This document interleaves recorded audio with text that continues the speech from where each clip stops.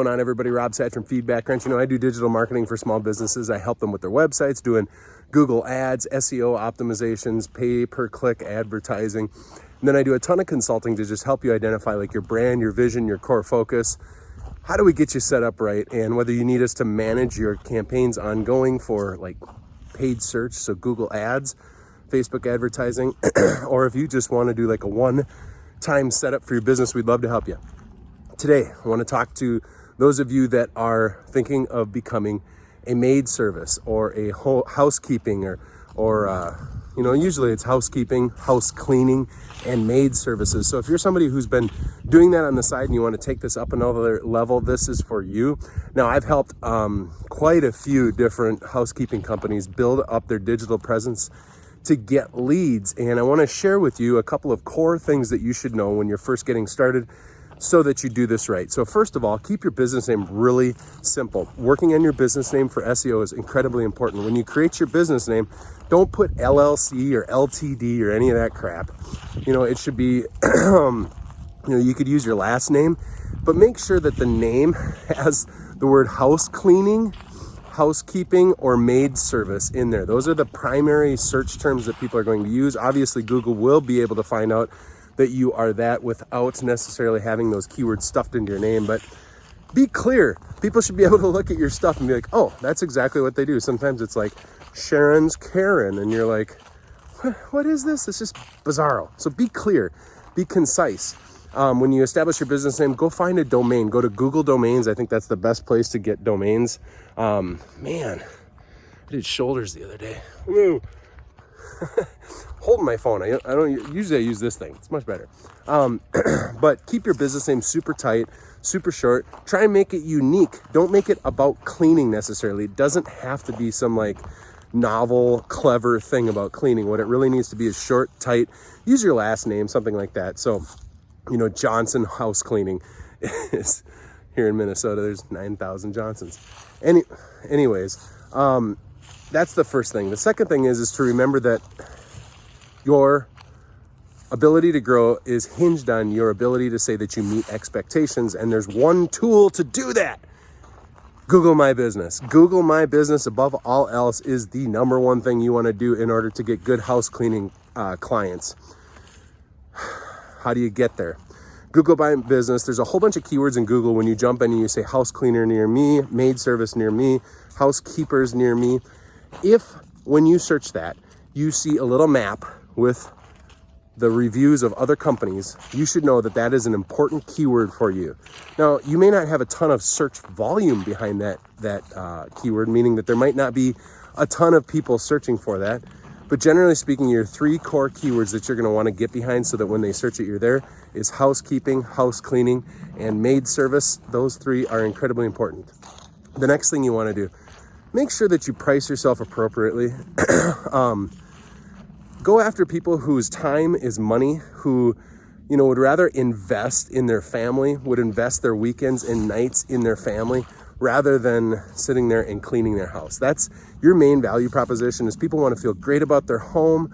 They want to invest in their family or spend their time differently. They want to come home to a house that's looking great. And that's just such a huge value add that you can provide. Pay attention to that. That's like the number one thing that you're going to do. And that doesn't mean that you should be working with people that are trying to hammer you on price. So price yourself well and focus on Google My Business. So here's what you actually do is you have to create a good pricing structure, right? So write out your pricing structure. That's not always very easy. How are you going to determine those prices? And then set out and just do work. And when you do that work, go get a whole bunch of people to pay you to clean their house. You could walk up and down your neighborhood and just say, hey, you know what? I'm cleaning houses. I'm just getting started. I'd love to earn your business. Wondering if you'd be willing to do it. I think our pricing is kind of set up like this. What do you think? And it'll work. You just pick a neighborhood and kind of go up and down and present yourself. You can make money. Bigger suburban homes or bigger homes where generally the income is higher is going to be important to do. But as you do that, no matter who it is, whether it's your cousin Timmy that you helped or if it's your mom, you want to get reviews on your Google My Business. Okay, so there's a bunch of other ones like Thumbtack, Home Advisor, gosh, that's not Home Advisor.